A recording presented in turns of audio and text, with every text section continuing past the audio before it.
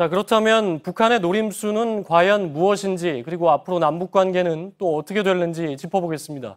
북한 문제 전문가인 김근식 경남대 정치외교학과 교수가 나와 있습니다. 교수님 안녕하십니까? 안녕하세요. 예.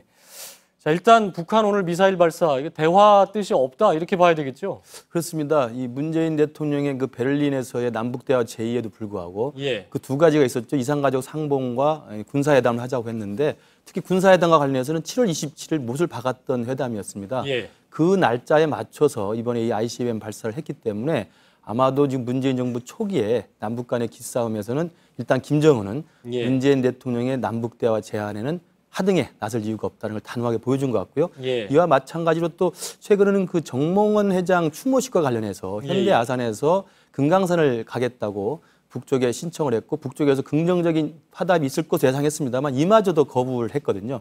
그걸로 본다면 당국 간 대화뿐만 아니라 온갖 차원의 민간 대화까지도 아직은 북이 문을 열 생각이 없다. 이런 모습을 보이는 것 같습니다. 예.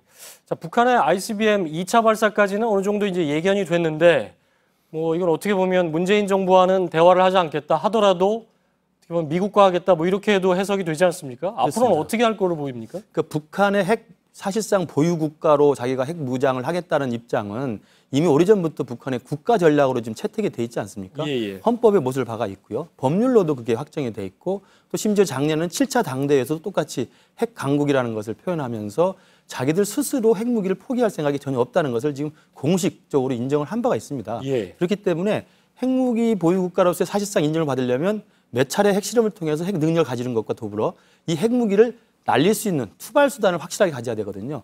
그러니까 5차례 핵실험을 통해서 핵폭탄은 갖고 있고 그다음에 오늘까지의 이제 ICBM 2차 발사까지 성공함으로써 일정 정도의 투발 능력을 보여줬기 때문에 김정은 입장에서 사실상 핵보유 국가로 가겠다는 자기의 어떤 입장에서는 구분응선까지 왔기 때문에 지금의 상황에서는 어떤 대화 제의도 일단 아랑곳하지 않고 자기가 목표로 하는 사실상 핵보유 국가, 사실상 핵 능력의 과시 이 방향까지는 아마 끝까지 자기들 스스로 마이웨이식으로 가지 않을까 생각이 듭니다. 문재인 정부에서는 계속해서 레드라인을 강조를 해왔는데 그렇다면 지금 김 교수님 말씀하신 대로 이게 그 핵을 개발을 했고 그걸 이제 미국까지 날릴 수 있는 능력까지 개발을 했다. 이게 레드라인이라고 봐야 될까요? 그러니까 레드라인은 사실상 우리에게는 이미 넘어섰죠. 그러니까 북한과 우리가 맞닿아 살고 있는 한반도 남쪽에서 우리에게 핵무기라는 것은 이미 우리의 레드라인을 넘어선 게 맞는데 미국 입장에서 레드라인은 이제 마지막 남아있는 게 미국 본토까지를 위협할 수 있는 사실상의 미사일 능력을 확실하게 가졌는가가 레드라인이었습니다. 그러면서 이제 지난 1차 ICBM 발사 때도 문재인 대통령이 레드라인의 위험성이 있다고 이야기를 했고 어제 발사한 것에 대해서는 지금 문재인 대통령이 레드라인의 임계치에 다다랐다고 이야기했거든요. 임계치라는 건 거의 다 왔다는 뜻 아니겠습니까?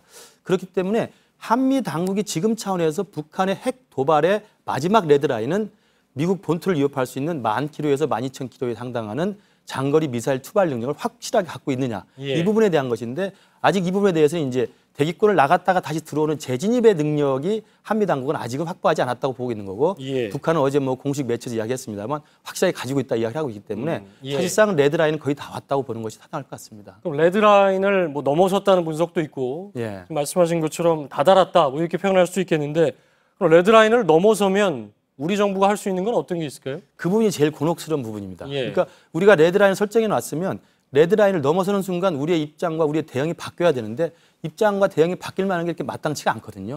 레드라인을 넘어섰다고 해서 그러면 한미 당국이 합심을 해서 북한에서 군사적 옵션을 쓸 수도 없는 거 아니겠습니까? 그렇기 때문에 김정은은 마음 놓고 지금 레드라인을 오락가락 하고 있는데 레드라인에 다다랐다 하더라도 제가 생각할 때는 우리 한미 당국에서는 한미 공조를 통해서 북한에 대한 제재 압박을 하면서도 동시에 또 평화적인 협상의 해결책들을 계속 강구를 해야 됩니다.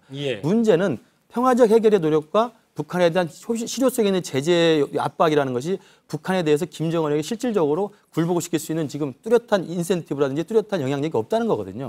그래서 아마도 레드라인 넘는 자체가 여부가 아니라 레드라인 넘었을 때 한국과 미국이 전혀 다른 새로운 대북핵 정책 또 새로운 어떤 북핵에 대한 새로운 어떤 대책들을 내놓아야 되는데 그 부분이 마땅치 않다는 게 굉장히 좀 곤혹스러울 것 같습니다. 오늘 미국에서도 내놓은 얘기들을 보면 뭐 구체적인 게 손에 딱 잡히는 얘기들은 없는데 자, 중국은 어떨까요? 앞으로 어떤 자세를 취할까요? 중국이 오늘 나온 발표도 아까 리포트에 나왔습니다만 북한의 안보리 위반, 결의사항 위반이라는 것을 강력하게 비판하면서 또 한편으로 또 한국에 대해서 일정 정도 주문을 하고 있거든요. 어떻게 보면 우리의 더 큰 경고 메시지를 보낸 걸로도 해석이 되는데요. 그래서 ICBM 발사라고 하는 이 두 차례의 북한의 도발에 대해서 중국과 러시아는 그렇게 그다지 크게 유엔 차원에서 강력한 공조를 보일 것 같지는 않습니다. 러시아도 지금 국방부 차원에서는 이게 중거리 미사일로 지금 폄하하고 있는 거거든요.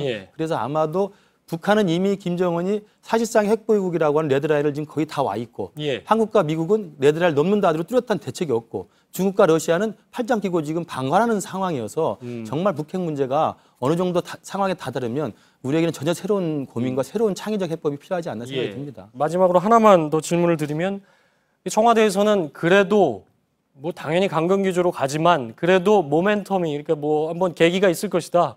전환할 계기가 있을 것으로 기대한다. 모멘텀은 그 전환의 계기가 있을까요?